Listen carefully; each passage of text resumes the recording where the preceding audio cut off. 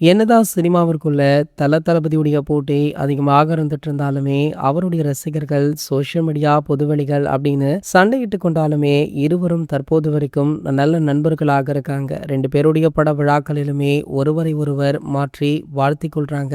பல வருடங்கள் கழித்து நம்ம ஏகே அவர்கள் கொடுத்த இன்டர்வியூல கூட தளபதி விஜய் அவர்களை பற்றி பேசியிருந்தாரு. அது ரொம்ப நெகிழ்ச்சியான சம்பவமாக பார்க்கப்பட்டது. மேலும் பாத்தீங்கன்னா, பேசும்பொழுது என்னுடைய நண்பர் விஜய் அப்படின்றதையுமே மென்ஷன் பண்ணியிருந்தாரு. மேலும் தமிழக வெற்றி கழகத்திற்கும் அவருடைய பேச்சுக்குமே என்னுடைய வாழ்த்துக்கள் அப்படின்னு சொல்லியிருந்தாரு.